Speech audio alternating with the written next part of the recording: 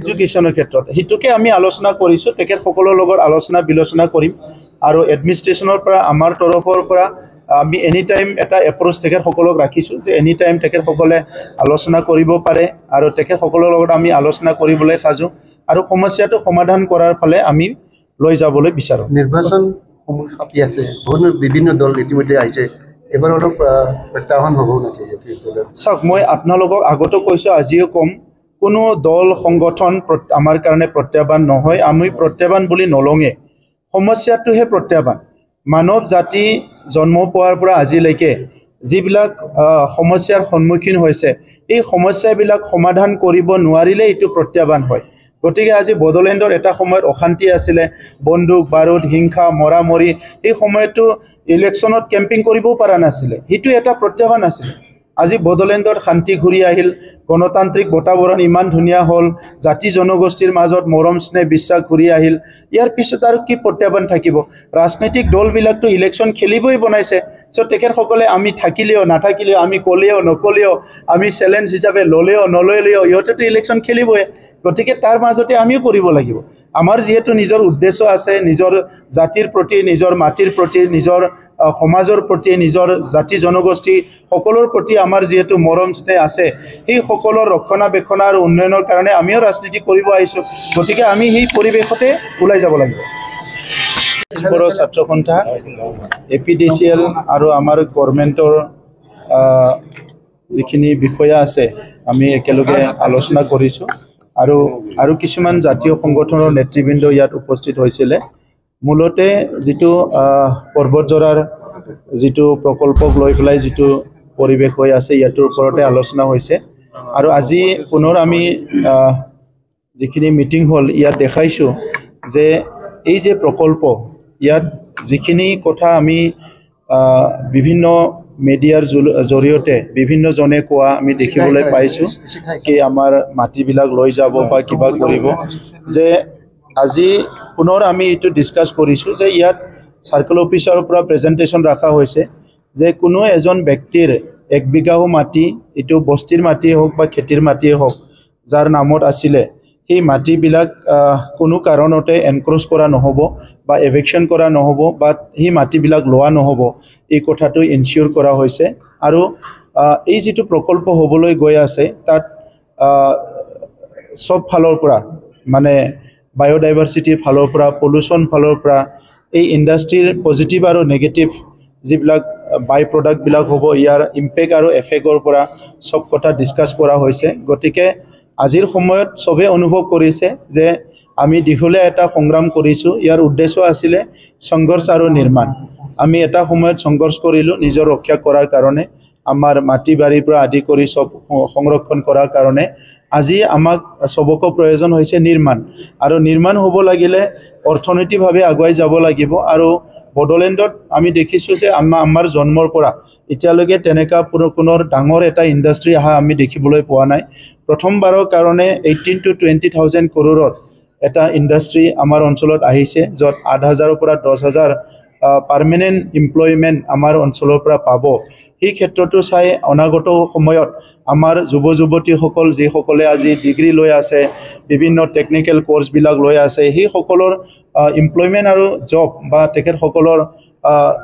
অনাগত দিনত সংস্থাপনক লৈ পেলাই আমি চিন্তা চৰ্চা কৰা হৈছে আৰু সেইকাৰণে আমি ইণ্ডাষ্ট্ৰীটো হোৱাটো বিচাৰিছোঁ কিন্তু not at the cost of কাৰো যাহাতে 1 বিঘাও মাটি বা কোনো গাঁৱৰ ক্ষতি হোৱাকৈ বা কোনো সমাজৰ ক্ষতি হোৱাকৈ এই প্ৰকল্পটো বনোৱাটো আমি কোনোৱে বিচৰা নাই। তো সেইকাৰণে আজি আমি কনভিন্স যে ইয়াত কোনো কাৰো ক্ষতি নহয়। সেইকাৰণে আমি ৰাইজক আহ্বান কৰিছোঁ যে আলোচনা কৰিব লাগে আলোচনা কৰাত সব সমাধানৰ ৰাস্তা আছে। আমি জাতীয় সংগঠনবোৰক অনুৰোধ কৰিছোঁ সবকে অনুৰোধ কৰিছোঁ যে আমি তেনেকুৱা ধৰণৰ কোনো এটা ভাইলেন্স বা কিবা এটা তেনেকুৱা পৰিৱেশ আমি বিচৰা নাই বা প্ৰশাসন ব্যৱহাৰ কৰি কিবা এটা প্ৰকল্প বহা এইটোও বিচৰা নাই। বড়োলেণ্ডত আজি এটা স্থায়ী শান্তি আহি গ'ল এনেকুৱা এটা পৰিৱেশত আজি আমি পুনৰ কোনোবা এটা মানুহে কিবা দুখ পাক কষ্ট পাক সেইটো আমি বিচৰা নাই। তো সেইকাৰণে এই প্ৰকল্পৰ নামত মই পুনৰ আমি BTC অথৰিটি হৈ পেলাই এনচিয়ৰ কৰিছোঁ ইয়াত কোনো এটা ব্যক্তি কোনো এটা গাঁৱৰ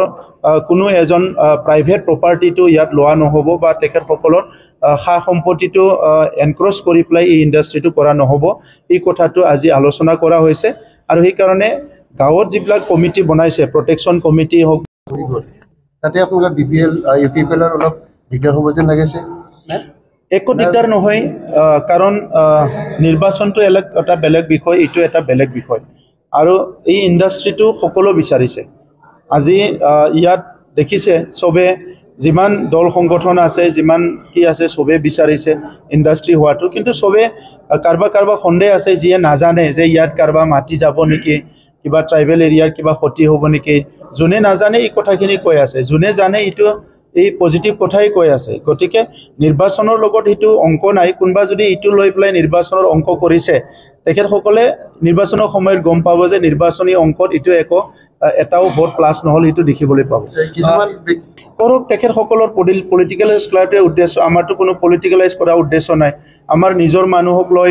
নিজৰ ৰাইজক লৈ নিজৰ জাতিক লৈ পেলাই কি পলিটিকেল কৰিব লগা আছে পলিটিকেল কৰিব লাগে যিটো ফিল্ডত কৰিব লাগে এইটো পলিটিকেল হৈয়ে আছে কিন্তু কোনবা মানুহৰ মাটি হওক কোনবা মানুহৰ ঘৰ কোনবা সম্পত্তি কিবা এটা অৰ্থনীতি উন্নয়ন সেইটো লৈ পেলাইতো আৰু পলিটিকেল কৰিব লগা একো নাই আপোনালোকৰ নেক্সট ষ্টেপ কি হ'ব ইডিচিৰ ক্ষেত্ৰত নাই আজিৰ আলোচনাত আমি সেইটো গম পালোঁ তেওঁলোকে যোনটো ব্যাখ্যা কৰিলে যে বিটিআৰ চৰকাৰে APDCLক ৩,৪০০ ভূমি তেওঁলোকে হস্তান্তৰ মানে দিব আৰু এই হস্তান্তৰ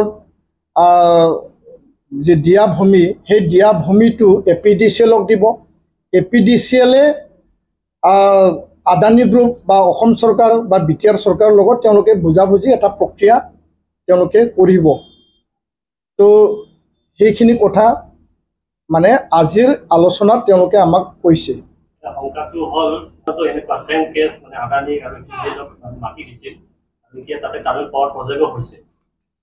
আৰু তাত চাকৰি বাকৰি দিম বুলি কৈছিল কিন্তু এতিয়া আকৌ ৰাইজে চাকৰি দিয়া নাই বুলি এতিয়া ধৰ্ণা চৰ্ণা ইয়াতে প্ৰটেষ্ট চলি আছে দেখি এনেকুৱা যে ইয়াতে নহ'ব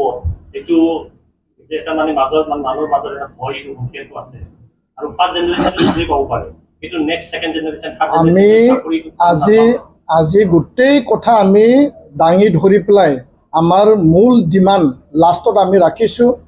এই চাকৰি বাকৰি নিয়োগ পলিউশ্যনৰ কথা বা আন বিষয় CSRৰ কথা আৰু স্থানীয় ৰাইজৰ ক্ষতিপূৰণ তেওঁলোকৰ লাইভলিহুডৰ কথা সকলো কথা আমি ৰাখি পেলাই আমাৰ বিভিন্ন দফীয়া এটা দাবী থাকিব সেই দাবীক লৈ পেলাই APDCL আদানী বিটিআৰ অসম চৰকাৰৰ এপছুৰ মাজত বিটিআৰবাসী বাছবাৰীয়াৰ পৰ্বজৰা ৰাইজৰ স্বাৰ্থত এটা ত্ৰিপাক্ষিক চুক্তি এগ্ৰিমেণ্ট এটা হ'ব লাগে বুলি আমি আজি প্ৰস্তাৱ দিছোঁ আৰু তেওঁলোকে সেই প্ৰস্তাৱটো আগবঢ়াম বুলি আমাক কৈছে তো আমি আশাবাদী যে সেই চুক্তি তেওঁলোকে কৰিব লাগিব আৰু আমি কৈছোঁ যে ৰাইজৰ স্বাৰ্থত এতিয়া আৰম্ভ হ'ব ইণ্ডাষ্ট্ৰি আৰম্ভ হ'ব এটা অথৰিটি ক্ৰিয়েট হ'ব আজি তাৰিখত আমি দেখা পাইছোঁ যে IOCL মানে বঙাইগাঁও মানে NTPC তেওঁলোকে CSRৰ টকা মানে ভাৰতৰ বিভিন্ন দেশ মানে ৰাজ্যত বিভিন্ন প্ৰান্তত খৰচ কৰে বৰঞ্চ আমাৰ কোকৰাঝাৰ চিৰাং বা বিটিআৰ যি এটা এৰিয়া আছে তাত খৰচ কৰিব লাগিছিল কোটি কোটি টকা তেওঁলোকে বাহিৰত নিছে বাহিৰত কৰিছে তো এই কথাও আমি উত্থাপন কৰিছোঁ যদি আমাৰ লাভান্বিত যদি নহয় ইণ্ডাষ্ট্ৰি বঢ়াব পাৱাৰ জেনেৰেশ্যন কৰিব চাকৰি বাকৰি আমাৰ ল'ৰা ছোৱালী ভৱিষ্যত প্ৰজন্মই পাব লাগিব পোৱা ৰাস্তাটো কি এটা প্ৰাইভেট লিমিটেড হৈ পেলাই তেওঁলোকে যদি এই পলিচিটো যদি ৰাখে আৰু পলিচিটো আমাৰ লগত যদি এগ্ৰিমেণ্ট কৰে আৰু এই CSR প্ৰজেক্টটো তেওঁলোকে লোকেল স্বাৰ্থত শিক্ষা অৰ্থনীতিৰ লাইভলিহুডত যদি কৰে